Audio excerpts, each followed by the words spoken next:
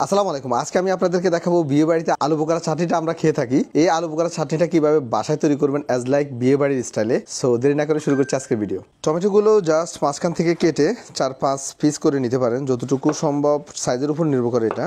আর এই যে কালো অংশটা আছে, এই কালো অংশটা ফেলে দিবেন। আমি এখানে বড় বড় 3 পিস টমেটো নিয়েছি, যেহেতু জাস্ট অল্প পরিমাণে কিভাবে বাসায় তৈরি করবেন এই জন্য আমি টমেটো কম নিয়েছি। এই আলু বোখারা চাটনিতে টমেটোটা একটু বেশি পরিমাণে দেওয়া লাগে। আর টমেটোগুলো অবশ্যই একেবারে পাকা হতে হবে, কাঁচা টমেটো ভালো লাগবে না। ব্যাস, আমি টমেটোগুলো এই সাইজ করে কেটে নিয়েছি। আর সাথে কিছু কাঁচামরিচ দিচ্ছি। কাঁচামরিচটা হচ্ছে নির্ভর করে আপনারা কতটুকু স্পাইসি পছন্দ করেন। স্পাইসি যদি বেশি পছন্দ করেন কাঁচামরিচ বেশি দিবেন, তা না হলে একটু কম দিলেও চলবে। কাঁচামরিচগুলো জাস্ট এভাবে একটু বড় সাইজ করে কেটে নিচ্ছি, কারণ চাটনিটা বানানোর পর যদি কেউ কাঁচামরিচ পছন্দ না করে সেক্ষেত্রে কাঁচামরিচটা অ্যাভয়েড করতে পারবে, ফেলে দিতে পারবে। এই জন্য সাইজটা একটু বড় দিচ্ছি। ওকে, ডান।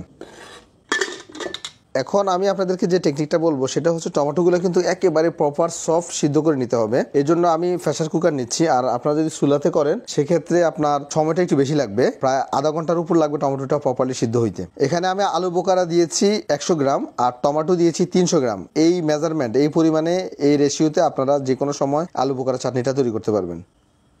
আর কাঁচামরিচ দিয়েছি প্রায় 40 গ্রামের মতো। আর লবণ দিচ্ছি হাফ টেবিল স্পুন। লবণটা পরিমাণের মতো দিতে পারেন। আর সাথে জাস্ট 1 কাপ পরিমাণ পানি দিব, বেশি দেওয়ার প্রয়োজন নেই। ব্যাস, এখন আমি এটা 15 মিনিটের মতো প্রেসার কুকারে রান্না করব। আমি এখন এইভাবে 15 মিনিট পর্যন্ত অপেক্ষা করব, অর্থাৎ 4 থেকে 5 বার প্রেসার কুকারে যখন ডাক দিবে তারপর তুলে নেব। ওকে, অলরেডি আমার 15 মিনিট হয়ে গিয়েছে, আমি এখন তুলে নিচ্ছি। ও, চমৎকার একটা ফ্লেভার আসছে। আপনারা যদি বাসায় প্রেসার কুকার না থাকে তাহলে চুলাতে দিবেন আধা ঘন্টার মতো, এতে করে প্রপারলি সফট হবে। টমেটো যদিও তাড়াতাড়ি সিদ্ধ হয়, কিন্তু এই চাটনির জন্য একেবারে আলু বোখারা এবং টমেটো দুইটাই প্রপারলি সিদ্ধ করে নিতে হবে, একেবারে নরম করে নিতে হবে। আপনাদের বাসায় যদি হ্যান্ড ব্লেন্ডার থাকে তাহলে হ্যান্ড ব্লেন্ড করে নেবেন, আর তা না হলে ঠান্ডা করে আগে তারপর হাতে চটকে নেবেন। ওকে, এখন আমি চাটনিটার বাগার কিভাবে দিবেন সেটা দেখাচ্ছি। এই চাটনিটা আপনার বাগার দেওয়ার জন্য সরিষার তেল ইউজ করার চেষ্টা করবেন সবসময়, এতে করে ভালো একটা ফ্লেভার পাবেন। আর সয়াবিন তেল ইউজ করতে পারেন, কোনো অসুবিধা নেই, তবে সরিষার তেলের ফ্লেভারটা খুব নাইস আসে। আমি এখানে 1/3 কাপ সরিষার তেল ইউজ করেছি, আপনারা চাইলে একটু কম বেশি করে দিতে পারেন। তারপর কিছু আস্ত শুকনো মরিচ দিচ্ছি। শুকনো মরিচগুলো যখন একটু কালার হয়ে যাবে তারপর আমি 1 কাপের মতো পেঁয়াজ দিয়ে দিচ্ছি। পেঁয়াজটা মোটামুটি একটু ভুনে নিতে হবে, তবে একেবারে ব্রাউন কালার করা যাবে না। 2-1 মিনিটের মতো পেঁয়াজগুলো ভুনে তারপর টমেটোগুলো ছেড়ে দিতে হবে। যখন দেখবেন পেঁয়াজগুলো একেবারে সফট হয়ে গিয়েছে, জাস্ট ব্রাউন কালার হওয়ার আগে তারপর টমেটোগুলো ঢেলে দিবেন।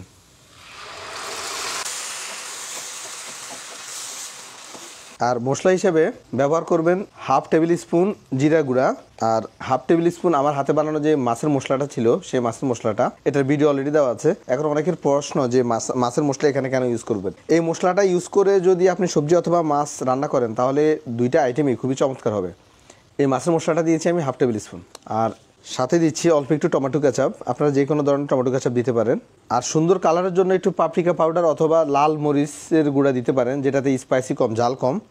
তারপর ভালো করে ভুনে নেবেন।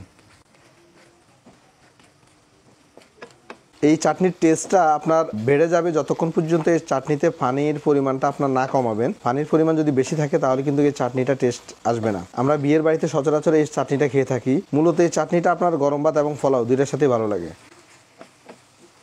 এখন আমি আপনাদেরকে একটা টেকনিক বলবো, সেটা হচ্ছে আপনারা যদি এই চাটনিটা ফ্রিজে 1 সপ্তাহ পর্যন্ত সংরক্ষণ করার ইচ্ছা থাকে তাহলে জাস্ট 1 টেবিল স্পুন ভিনেগার দিয়ে দিবেন।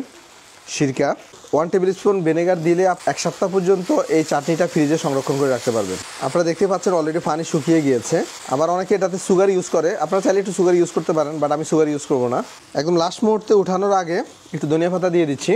তবে একটা কথা বলে নেই, যদি আপনারা ফ্রিজে সংরক্ষণ করার চিন্তা ভাবনা থাকে তাহলে এই ধনিয়া পাতাটা ইউজ করবেন না, এতে করে আপনার সংরক্ষণ করতে পারবেন না। ব্যাস, রেডি আমার আলু বোখারা চাটনি। বাহ, চমৎকার হয়েছে। আমার কিন্তু পছন্দের একটা ডিশ এটা। আর বিয়ের বাড়িতে গেলে পোলাওর সাথে এই চাটনিটাই আমার বেশি খাওয়া হয়, অন্যান্য মাছ মাংস খুবই কম খাওয়া হয়। এটা অনেকেরই পছন্দ। আমি জাস্ট অল্প একটু ট্রাই করে দেখি, আমি বাদ দিয়ে পরে খাবো। বিসমিল্লাহ। বিশ্বাস করেন, এটা একবার এইভাবে আপনারা বানায় দেখেন, যদি ভালো না লাগে তাহলে আমাকে কমেন্টস করে বলবেন।